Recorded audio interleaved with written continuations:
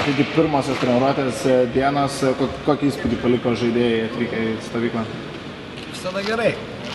Dirbam pilnu pajėgumu, pilnu noru, viskas tvarkoja. Aišku, pauzė ne vienodam lygyje susirinkę esame. Vieni turėjo ilgesnę pauzę, kiti neturėjo tos pauzės, tai yra tokių problemėlių sudėlioti visus vieną kryptį. Kokie pagrindiniai tikslai dabar tos pirmosios rinktinės stovyklos, kurioje dar nedalyvauja keletas pagrindinių žaidėjų? Pirmas mes 2 dienas tikrai fizinį pasirengimą gerinom, galim pasakyti, liaudiškai prasibėgom truputėlį, buvom atletinės gimnastikos salėje, tai tokie buvo tikslai. Dabar jau mėginsime dėlioti žaidimą su latviais, o Klaipėda jau kiti tikslai bus. Rungtynėse su latviais bus ieškoma daugiau savo žaidimo, ar leisit pažaisti žaidėjams, kurie galbūt mažiau rungtynėje? Ne, tikrai mes kažkokių taktinių didelių sprendimų nedarysim su latviais, kadangi neturime Gerdo, neturime Jono, tai yra 2 žmonės, kurie tikrai bus skirtiniai žmonės rungtynėse su prancūzais ir norvegais. Tai išmėginsime jaunimą ir išmėginsime aktyvę gynybos sistemą.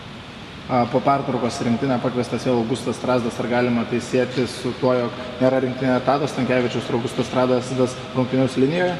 Taip, tai yra šitas sprendimas ir nieko kito sprendimo mes tiesiog neradome. Buvo daug kandidatūrų apsvarstyta, gaila, bet Lietuvoje žaidžiančio žaidėjo jauno ar kokio, kuris galėtų bent jau tinkamai atstovauti rinktinę šitose rungtynėse mes neradome. Deda pastangą Butkus, yra Martynas Lapinskas, Jurašio šviesoje, bet šitose rungtynėse nedrįsau pasikliauti jais. Laurynas Palevičius taipogi pirmą kartą pakviestas į rinktinės stovyklą. Kokį įspūdį palieka šis rankininkas? Ypač po šiandien treniruotės dar neblogesnė, dar geresnė, sakykime. Tai, kad vaikinas gali gintis priekį. Tai yra labai svarbu, nes mes palikus rinktinę Sabonį, Strasbūrį, mes tikrai tokių žaidėjų nebeturėjome. Tai stipriai gerai prasme nustebino. O šiaip puolimo veiksmai, viskas yra gerai, bet trūksta efektyvumo. Efektingai norima daug ką užbaigti, bet reikia efektyvumo, o ne efektingumo. Motyvacijos, manau, žaidėjams nei rungtynėse su prancūzais, nei su norvegais neturėtų trūkti. Manau, kad taip. Taigi, ką tik baigėsi sezonas Ukrainoje, jau dabar pluši rinktinės treniruotės, ar užteko laiko atsigauti, pailsėti? Užteko, pilnai grįžau 29 dieną, taip kad savaitę maždaug ilsėjausi, paskui prieš atvykstant į rinktinę porą dienų kažką pasibėgau, pasižiūrėjau video, ir viskas, ir nuo dabar jau čia. Ar jau yra aišku kito sezono planai Zaporožė Motor?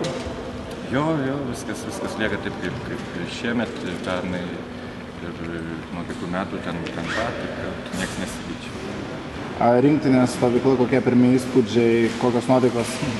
Sunku, pirmi įspūdžiai, kad ganėtinai stiprios treniruotės ir tikrai ruošiamės stipriai, man atrodo, nuo kitos savaitės bus jau lengviau, taip kad dabar gaunam didelius krūvius, paskui, man atrodo, viskas bus savose vietose pastatyta, taip kad ruošime stipriai ir gerai. Atranką užbaigsim su 2 Europos rankinio grandais, tai norvegais ir prancūzais. Ar galime kažko nustebinti šios komandas? Nežinau, nustebintume, manau, kad ne tik juos ir visą Europą, jeigu laimėtume, bet, kaip sakyt, reikia mažiau šnekėti, daugiau dirbti ir žiūrėti, kaip mums gausis, nes, kaip sakant, grandai, čempionai, vicečempionai, kad šnekėti galima daug, bet aikštelėje matysim, kaip bus. Dėkui.